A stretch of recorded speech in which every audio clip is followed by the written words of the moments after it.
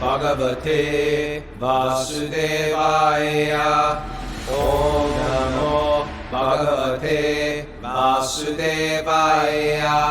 Om Namo Bhagavate Vasudevaya.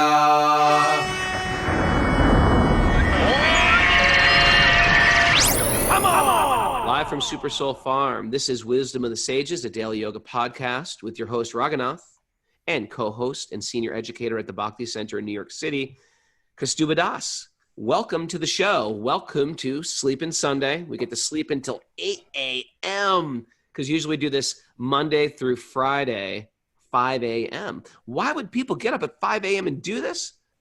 Well, we've got a crazy group of people who do everything opposite of what their mind and body and senses tell them.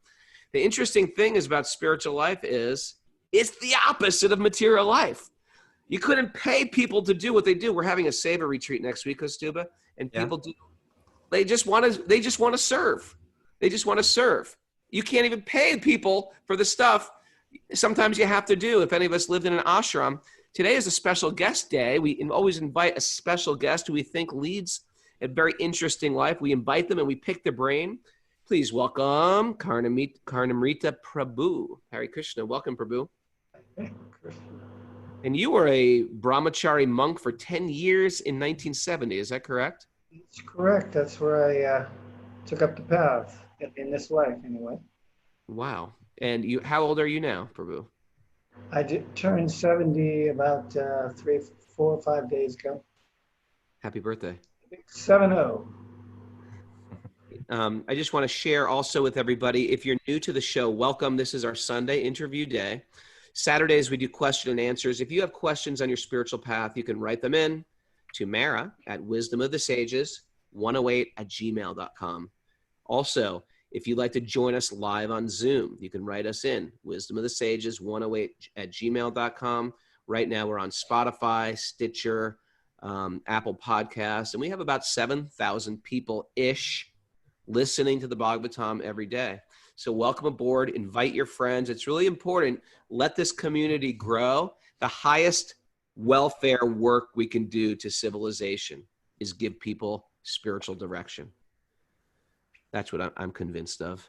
Karnamrita Prabhu, you're in a unique situation. You've dedicated your life on a spiritual path, you and your wife, and now you're in the holy place, and you have stage 4 cancer. This is, something we speak about on the Bhagavatam every day. We talk about life's reversals.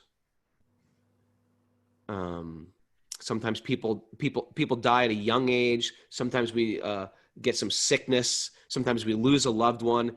And it sort of gives us a push towards our spiritual growth. I can say in my own life, my father dying was a real pinch. Like, what are you going to do with your life? Your father just died. What are you going to do with your life? And you've been studying wisdom literature more than most of your life. What's it like now with stage 4 cancer a death sentence, or is there hope of recovery? Where are you at? And I personally am very interested in what's going on in your brain right now. Can you please share? Well, I am a pretty tolerant person, so I did a very intense Ayurvedic kind of hybrid treatment for a year and a half, and it ended up not working. At least the cancer's still there. So I'm doing other protocols, but one of the outcomes is I leave, as in devotee lingo, leave our body because there's no death for the soul. But the garment, this thing,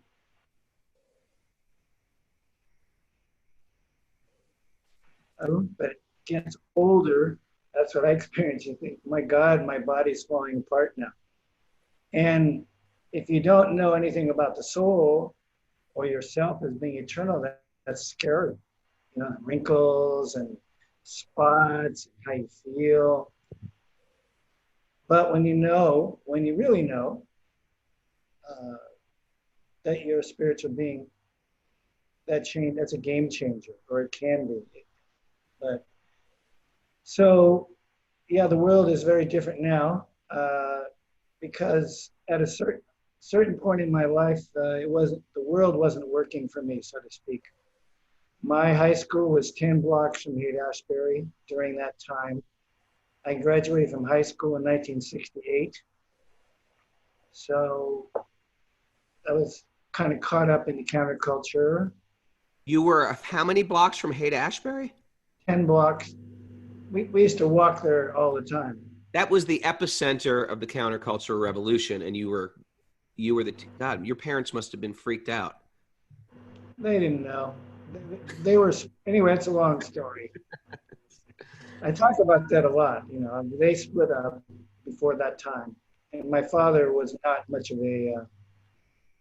he grew up with very intense restrictions. So he was more on the other side of allowing me to do so many things. But anyway, at least at some point, I would say that to be a balanced person, even on a spiritual path, we need to be doing the personal growth work, which is understanding your life issues, unfinished business. This is a lecture that I created about almost 5 years ago now when I was first diagnosed with cancer, as a way, as part of my healing, because it's in the fifth chakra, which deals with will, being in integrity with your values, speaking your truth, so to speak. So that's really important to me. And I try to just, you know, I do video blogs, and I just try to be real. Just like, this is where I'm at. This is what I've been through. These are my struggles. But I've had a lot of inner experience as well. I mean, before I took up the Bhakti path, I had like out-of-body, near-death experiences. And that changed me forever, because I realized, you know, you're floating out of your body, looking at your body and looking at your mind work. Just like, I didn't know what I was, but I knew I wasn't that. And I had a kind of it was a drug experience, but very real to me. I had like an ego death. And what that means is, at least this manifestation, is that I had no sense of past, present, or future. I had no connection to the body whatsoever. No connection to any people. I just was, I am. I am. That's the one. So that was, those things propelled me on the spiritual quest to really understand that if you really, and that's the first principle that I like to teach, is some kind of spiritual practice, some kind of way of being in touch with divinity as much as possible, knowing that that's where our power is, that's where our strength is, that's where our good qualities are. The more we are in alignment with that power, rather than what's called in the Gita the modes of nature. It's goodness, passion, or ignorance. So like yin and yang, and then the balance of yin and yang, that's a mode of goodness. And in the mode of goodness, it's favorable for bhakti.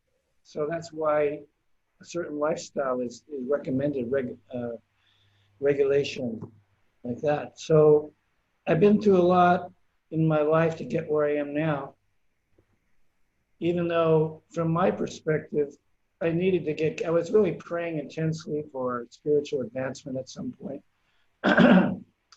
And I do see cancer as an answer to prayer, because when you're facing death, it really gets your attention. And my introspection during the last 4 years has been very helpful for me as a human being, on the human being level and spiritual. Much more accepting. One of the things, my wife's a therapist and we work together, we teach. One important principle that I have adopted is that idea of, making peace with your past, but self-acceptance. Because unless you have a level, I'm not talking about lethargy, but this is where I'm at. Unless you have a level of self-acceptance, it's going to be very hard to have acceptance for anyone else. Or even, we don't want to, the Gita teaches us that the mind can be your best friend or your worst enemy. So through introspection, through practice, we can see we're not the mind. I mean, and you just can be a witness sometimes. You kind of practice kind of stepping back and watching yourself maybe get triggered and realizing that's just a habit from my past and it's not really me. And there's some detachment there and some knowledge that you can change. It's not easy, but you got to start somewhere. You know, spiritual life, even successful material life, it's not about just staying the same. I mean, yeah, peaceful, but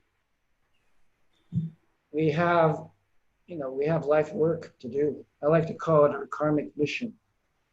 That's why some people, they start out wanting to devote completely to the spiritual practice. It's like an ajamil, I guess, but not necessarily. And then at a certain point, realizing that you need to do an occupation and have a family. And when I was a young man, people, the devotees in the temple didn't really believe it was possible to live outside and be Krishna conscious. They said, you really got to live in the temple. Because that's what we were thinking. Because we were all just young kids. So I'm just kind of wandering all over there. If I'm too far off topic here, it's okay. We have a whole 12-step recovery group, Bhakti 12-step recovery group on our with some of our community, and they deal with a lot of these things that I think are pretty relevant at this stage of life that you're in right now.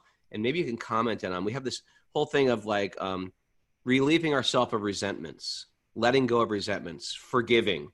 Can you speak a little bit about something about forgiveness in your practice? Have you found that like to be important with where you're at right now? And how do we forgive? For me, like taking up the spiritual path, it was just like that was the door, you know. So I was led to that. I mean, a lot of us feel like that. So many different events that enable us to take the path. So at the same time, when we're ready for it, we may understand that our life isn't working because I'm not working to become a better person.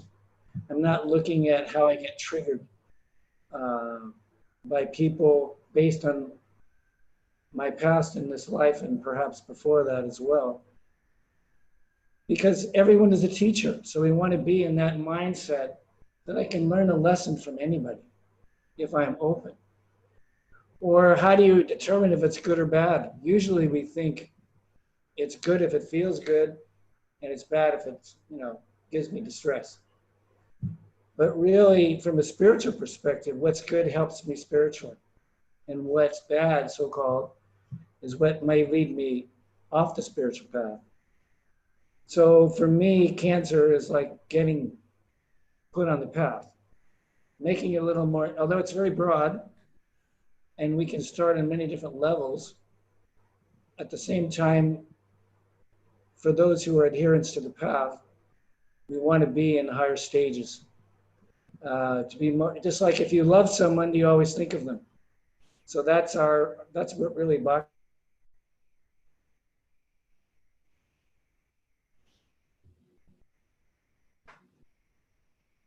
The connection from Vrindavan maybe. Yeah.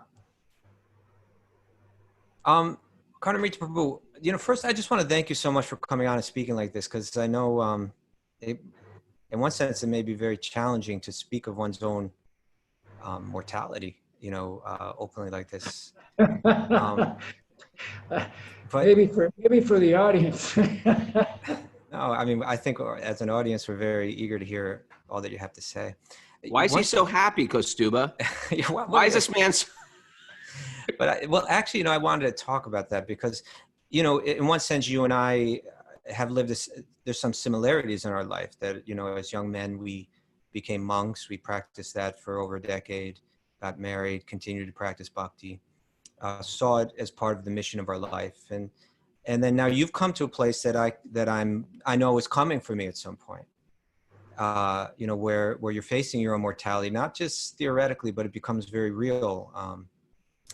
And I often wonder, how I'll respond at that time, how my spiritual practice, has it, honestly, has it been all talk, or will it really deliver when I need it, at the most? And, from what I've heard, what little I understand about cancer, and people going through it, is they speak of 5 stages of grief that people go through. They say denial, anger, bargaining, depression, and acceptance, ultimately. And, and that apparently that's a very common kind of process that people go through. And I was wondering, as a bhakti practitioner for 40, 50 years, did you go through those stages? Did your practice help you go through those stages? Did your practice help you avoid going through those stages? It's good question. I don't know if I went through them exactly, but I definitely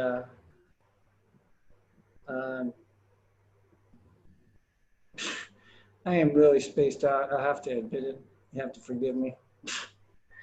Anyway, I didn't sleep much last night. But No, can you go back? I mean, I'm just like, I can't hardly focus.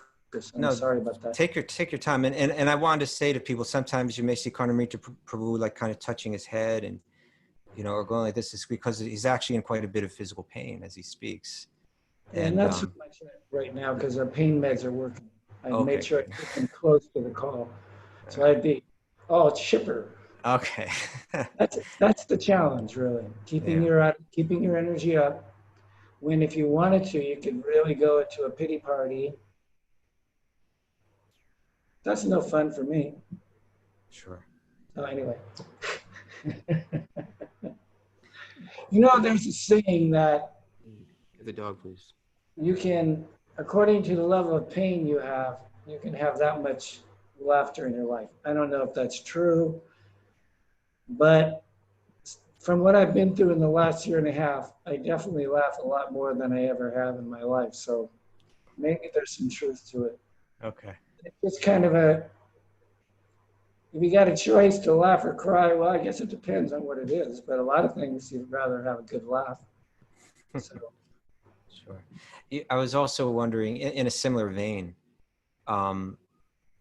we read Bhagavatam every day here on Wisdom of the Sages. That's what we do. Now, Bhagavatam it's amazing just how all encompassing it is, but it spends a good amount of time. In one sense, its entire context is that there's a person that has 7 days left to live. And he's inquiring as to how should I best spend this time? What is it that I need to focus on?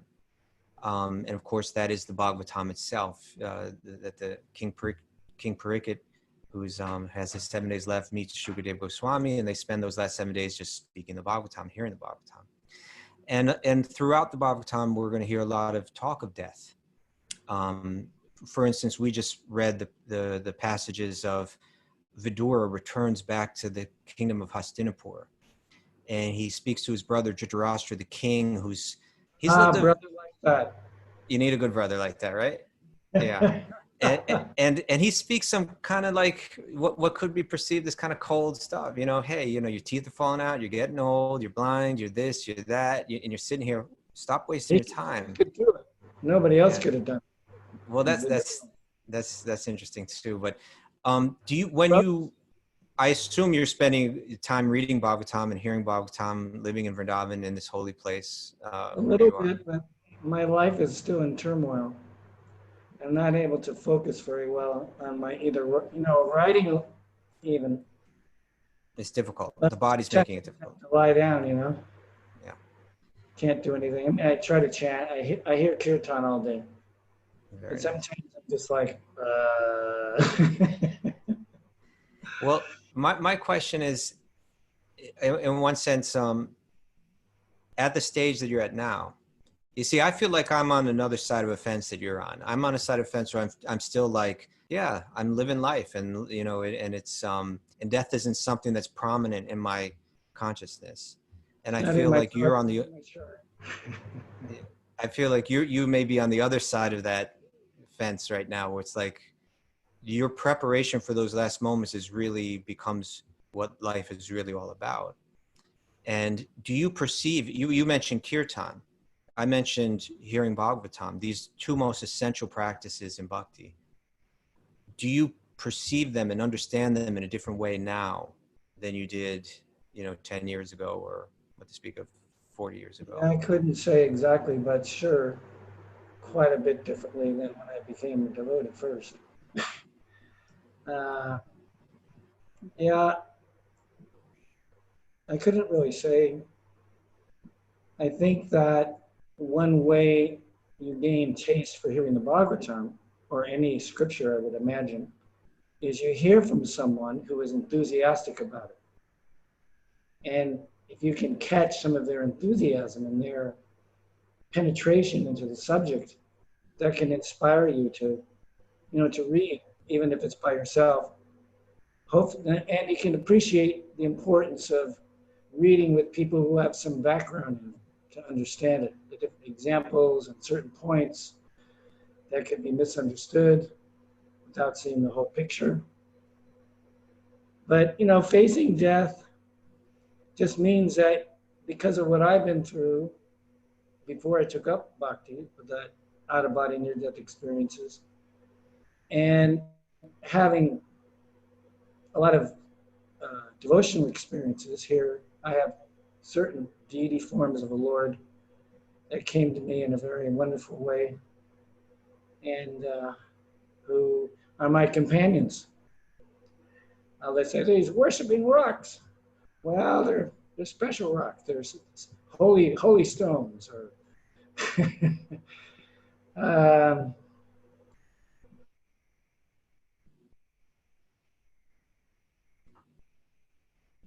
so when you hear from people who have had some experience, that can help us come to having our own experience.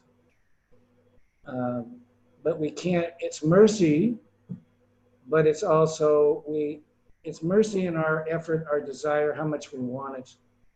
And that's true in any sphere. You read the personal growth literature, success literature, it's all about, your focus, what you want, what you're willing to do to get it. So in spiritual life, although we pray for mercy, our spiritual practice, in a way, is our prayer to get mercy. Because our nature as spiritual beings is serving, giving, loving. But the material ego wants to be the center. And sometimes we can have a glimpse of that, of what it would mean to just have that all the time. The bhakti would just be flowing. The love would just be flowing to the Lord, inspiring you to serve and sing His glories, and you have your own special service that you do. So there are different levels of spiritual understanding.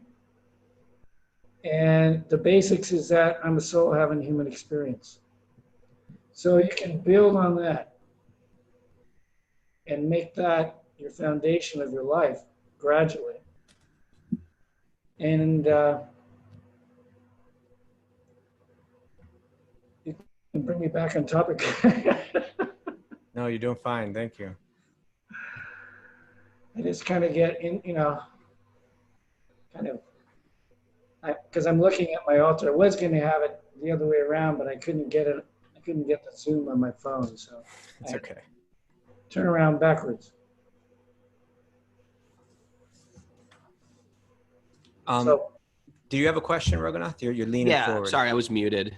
I was going to ask you, in this position, sort of like the door is closed now. You're sort of like sitting here in Vrindavan, and you self-proclaimed, say, okay, and I'm going to leave my body one of these days. Do you get depressed? Do you deal with depression, or have you hit that stage of acceptance? And where's the mind at right now? It fluctuates. I have my times. I can't do this anymore. It's too much. I get through it. It's consistent. It's trying to focus on the spiritual.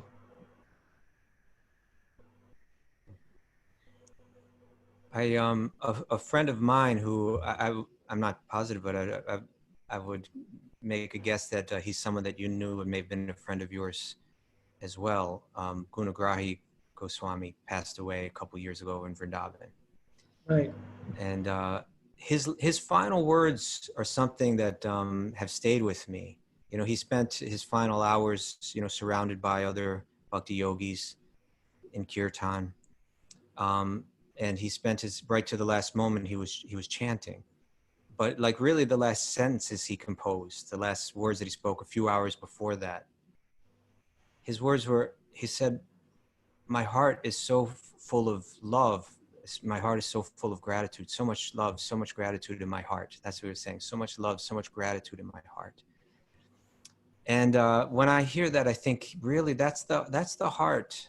It's that kind of pure heart that is capable of connecting with God fully, you know, experiencing God's mercy fully, experiencing happiness fully.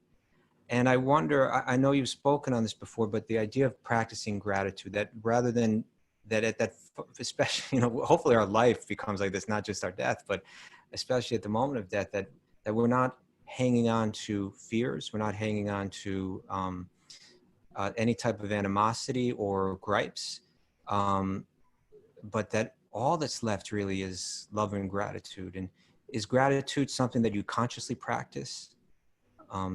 Kind of ridding oneself of any other, you know, any other feelings? And Certainly having a desire and practicing it, but I was just thinking of myself in the course of my being here, when I was right in the beginning of my treatment a year and a half ago here in Vrindavan. I had, oh man, I just can't believe my whole, I took some pain meds like, 36 hours ago, and they're still like, no, I can't believe people take this stuff. You know, it just like makes you like moan it out, man. You know, I mean, it's like, anyway, you have to excuse me. I mean, I don't even know if I'm being coherent, but it just. you're doing fine. You're doing fine. I was You're just doing asking about gratitude and if that's something that you consciously practice. And well, I'll tell you what, this experience happened to me when being here in Vrindavan, holy place, and it's not such an easy place to be though, because of the external, and that covers the spiritual. But regardless, it's still a powerful place. So I was just feeling love, you know, because I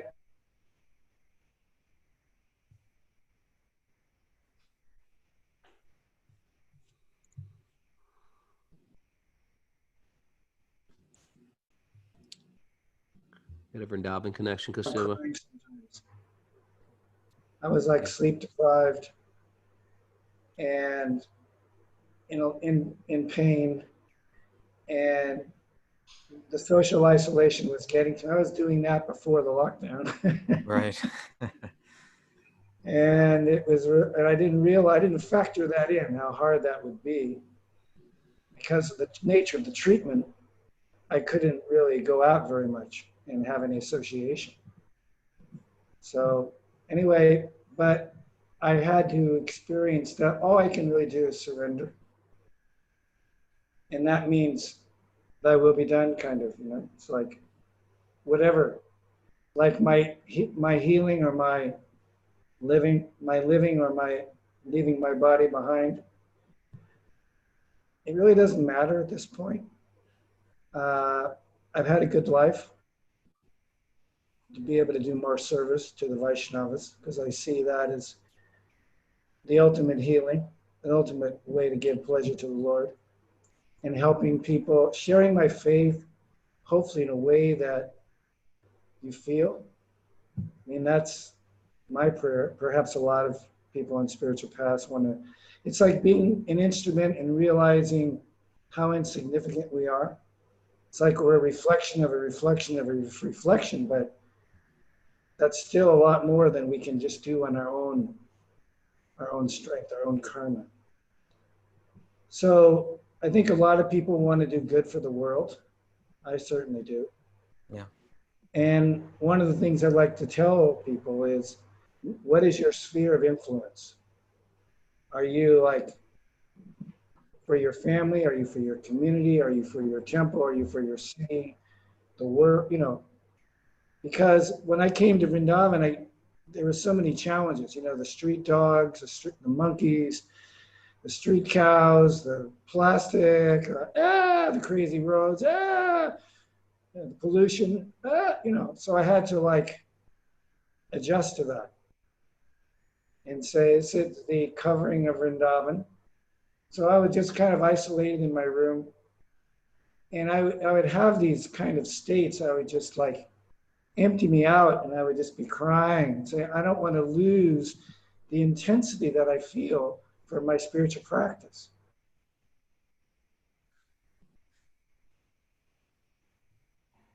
You got all these other things you could do, like, whoa, that's like nice, but they don't go up necessarily.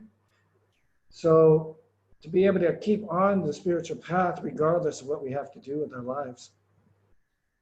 So that intensity, we have to tone what I experienced. I was socially deprived, and I got a chance to talk to somebody who spoke English.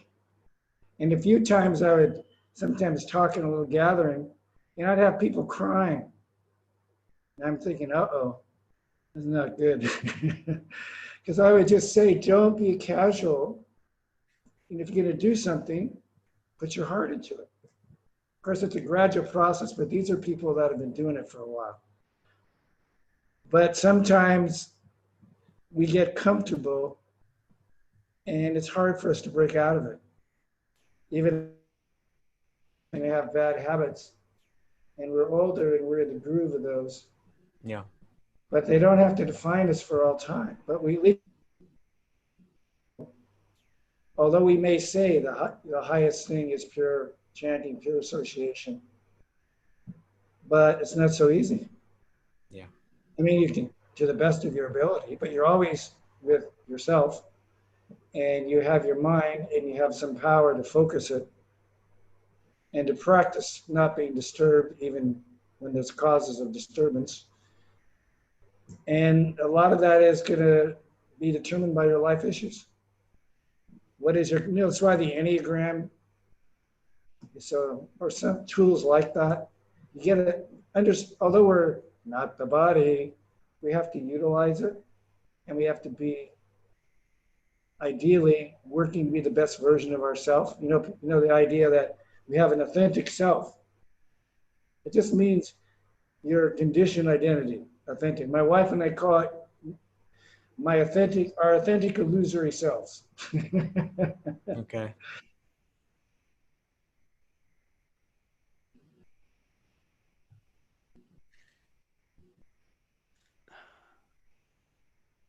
Your process of unfoldment, your soul can unfold, and you can understand you're part of this greater spiritual reality we know as Radha Krishna, Gaura Nishananda, all these different expansions of the Godhead that are intimately connected with pure love, prem kirtan.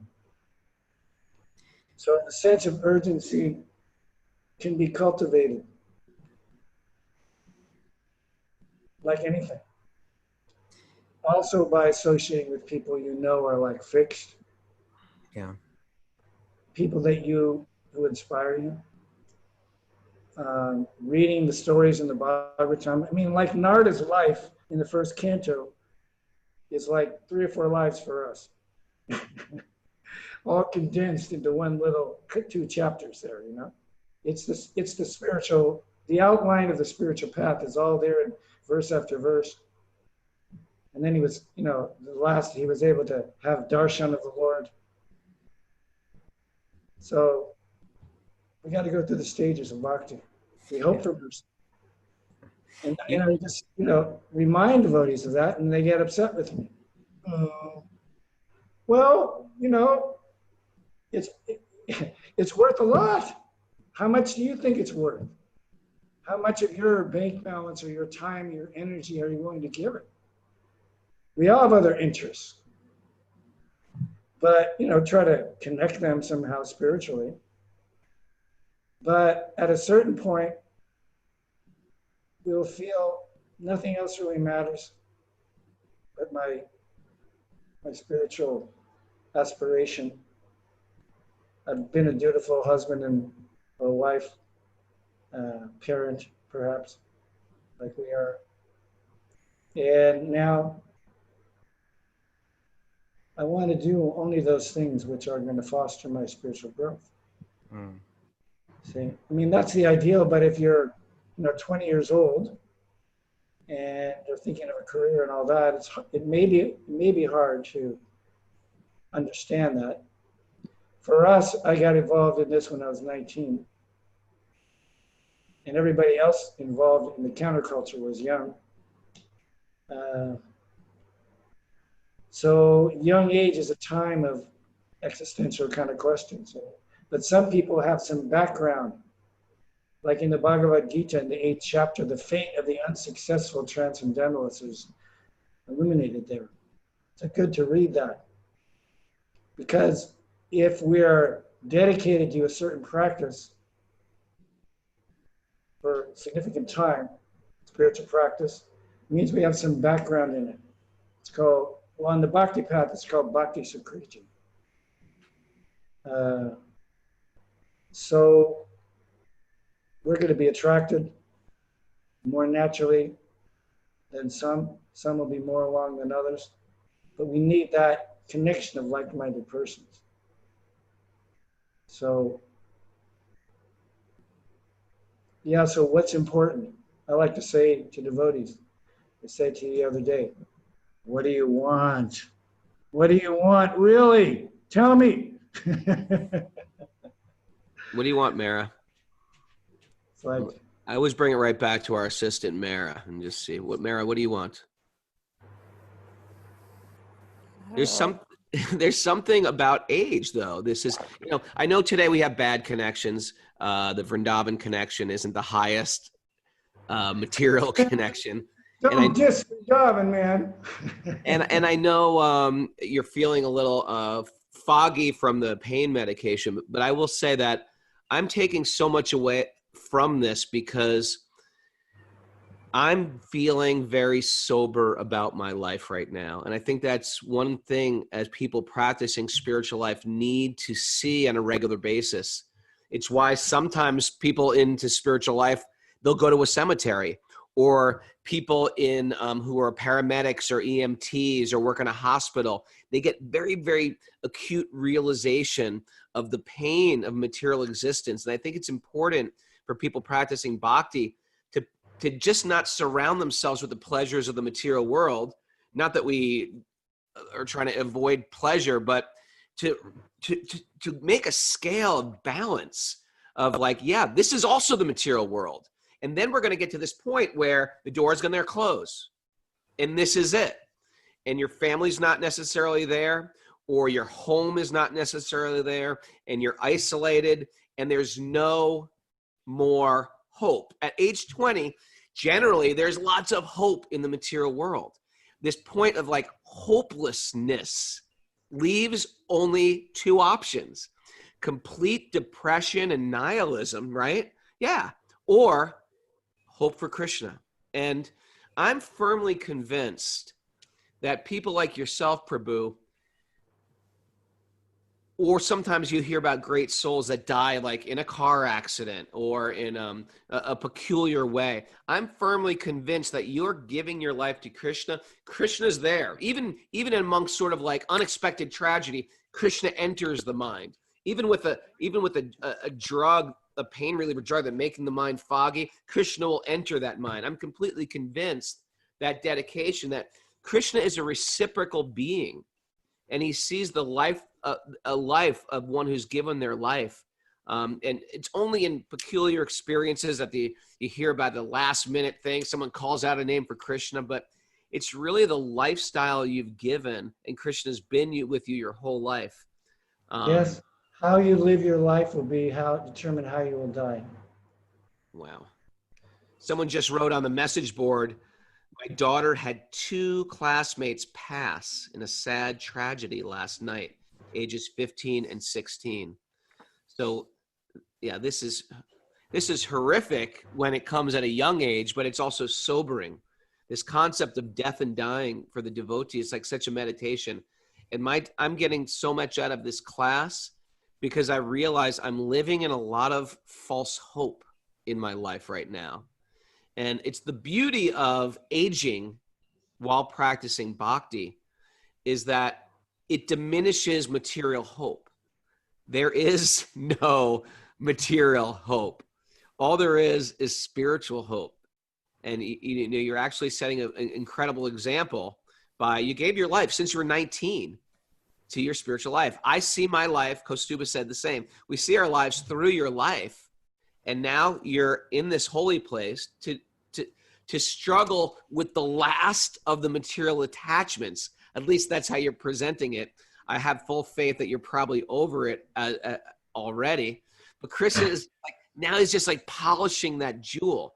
And it's so beautiful to see you being so candid and vulnerable and sharing it with us for our benefit. You're not necessarily getting any benefit from this. You're in a holy place. Yeah, this is my fun. What's that? This is my fun. This is fun. This is fun. It's fun. We do the Indian. That's just. Well, I'm praying that I can have the type of demeanor that you're having. I know you're in pain, and I know painkiller doesn't get rid of pain. It just sort of, I know pain is still there, and you're dealing with it in such a enlightened way. The smile on your face is inspiring me to chant better rounds today. Joyfully performed. Joyfully performed. Haribo. So I like to say sometimes, here, just here, or something, the little, let me hear it, or I now I have a Hare Krishna mantra, but I visualize it now.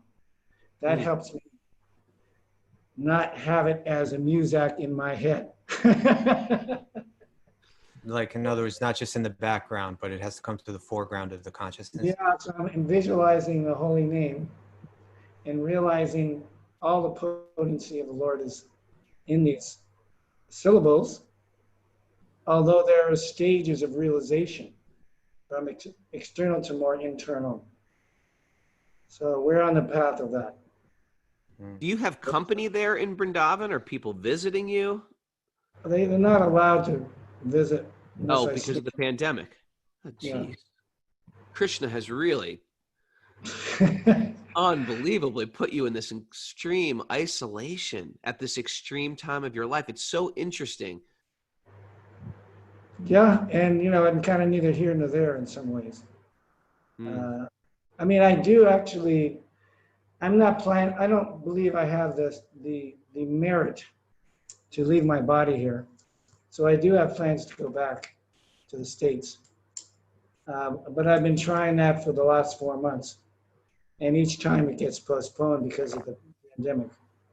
You want to go back? Do you have a timeline of your life right now? What do the doctors say? No, they just say do chemo. Doctors just say do chemo. Okay. Chemo. That's how I see chemo. They don't want to go that route. Is your wife is not with you? Well, she is, but she's not physically with me. It's not. That's beautiful to say. Can I say something sort of embarrassing, if you don't mind? When I was a young devotee, I remember you and your wife. Praise all the time. I remember you and your wife because at the time I became a monk, but it was almost like I was trying to fight it. I was trying to find some hope for material existence somewhere out there. And I remember seeing your wife and yourself, and you were both dressed very beautifully in Indian clothes, and you looked like a good looking young couple. And I thought, well, I guess I don't have to be monk forever. Like, look at these guys. They look pretty normal. And you were very normal. For me, normal was sort of important. If you had hair, all the guys I hung out with had no hair. And so you had hair and you looked nice. I thought, there's some material. Look, these guys are pretty spiritual. And so now I'm thinking, okay, what is your, are you trying to isolate from your wife, or do you find your wife as your partner going through this? How does that work? It works is that she's struggled with her health a good part of her life. Certainly, we've been married 30 years, and she struggled with her health quite a bit. She has it, certain equilibrium, she functions well, but she has certain viruses and things that flare up. And if there's anything going around, she's likely to get it. So she's taught me a lot about seeing the body as a great teacher for us. So my own experience,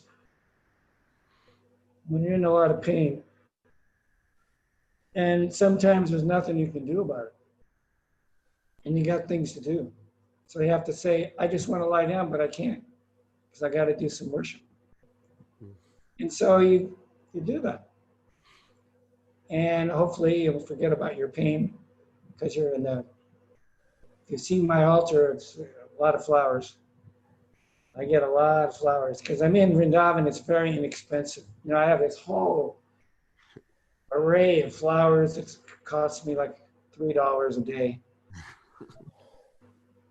I mean, I'm gonna miss that. That's for sure. I'm not gonna miss the 110-degree heat out there. Spiritual heat, man.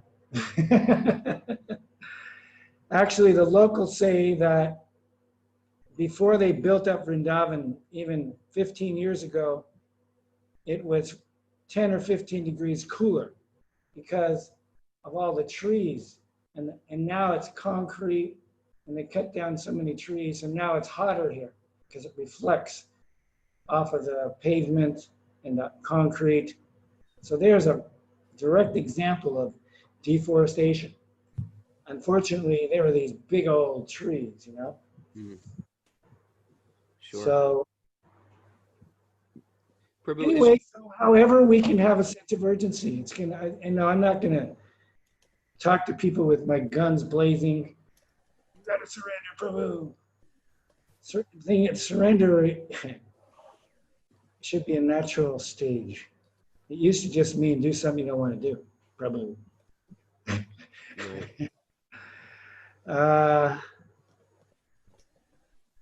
But we want to be naturally serving out of affection. And to some extent, we have a relationship with deities, forms of the Lord. We can develop that sense of affection, at least in a preliminary way with our deities. I was head pujari for 14 or 15 years all over the world. Had a lot of reciprocation from doing that seva. So, and the deities always come to me somehow. It's that Jupiter in the first house, I guess, Brihaspati. And just Krishna's mercy, he uses our life experience, or he can, to help us learn our lessons. We have a relationship with another person because it helps us understand what our issues are. Because a lot of times that person's going to trigger us. If they don't trigger us, our kids are going to trigger us. Or the mother-in-law. There's one obstacle or another, and you mentioned Krishna's mercy, and one verse from the Bhagavad Gita that it means a lot to me, and I can imagine it might mean a lot to you right now, is where he says, "Much chata sarva durgani mat prasada tarisya," that if you become conscious of me, Krishna says, then you'll pass over all the obstacles of conditioned life by my grace, right? Yeah, by my grace. He doesn't say that the obstacles won't come, but he says, by my grace, you'll pass through them. And as Raghunath was saying, to see you smile here, we know you're in pain. We know it's difficult. The obstacles are there, but we see a joy in you and a happiness in you and a kind of a ability to negotiate this obstacle, by Krishna's grace. Well, are you familiar with what's his name? Joseph Campbell's idea of the hero's journey. I've heard about it. Yeah.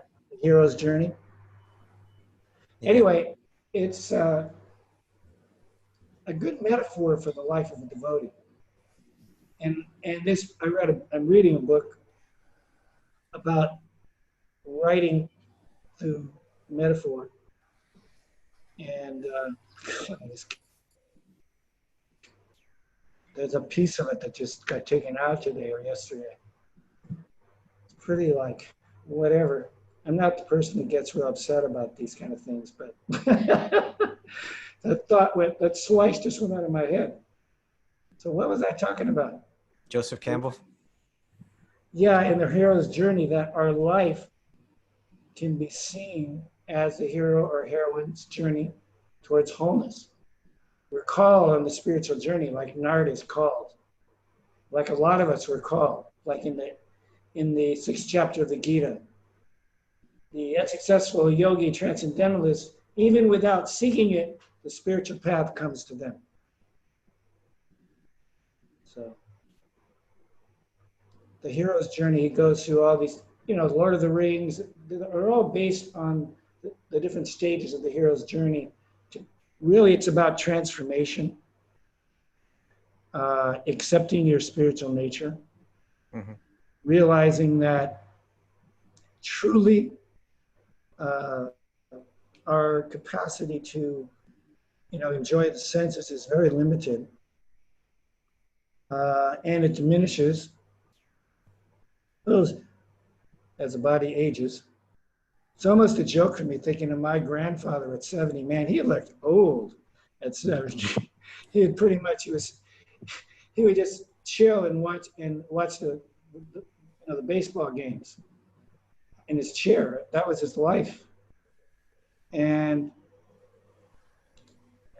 anyway, they say what, 70 is a new 50? I don't know. But with the old age, when you have some strong spiritual understanding and conviction that you're eternal, then you can kind of laugh at the body. All these spots are coming on it now, I gotta get some bleach and bleach that out, maybe get a facelift so you won't see my, wrinkles in my neck, That's what a lot of people do. That's how a lot of Yeah, people think. get a when they hair reach, transplant, although I'm pretty good at, my father had all his hair at a ripe old age. But there's so many things in facing death that just make what's important super crystal clear. And, there's a lot of controversies that are true, but my being absorbed in them at this time of my life is not very productive of your devotional service. It may be interesting. I mean, I certainly believe it with cancer treatment, but that's. But you're saying things like politics and gossip and these things, you have no interest in at this stage. It becomes very clear to let go of them. You couldn't hear me? Couldn't hear us. Huh? I think we should. We can't hear you either. Karnamrita Prabhu, our connection is bad, and our show is winding up now. So I don't know if you can hear me. He can't hear us. And I want to thank Prabhu. I want to thank you. Apologies for the bad connection. I am holding you personally responsible. I am appreciating you so much. Raghunath, careful, because Raghunath will blame it on Mara. But thanks for everybody for joining us, and thanks for Karnamrita Prabhu. I definitely feel so much more sober about my existence right now. I'm going to today have a very sobering japa time, and thanks for, like you said, prioritizing and making what's important. How do we say, Kaustubha? The main thing is to keep the main thing the main thing. The main thing is to keep the main thing the main thing. And the main thing here is I'm a spiritual being and I want to be spiritually connected. So this is how we wind up the show. We all sing together. Okay. Come here.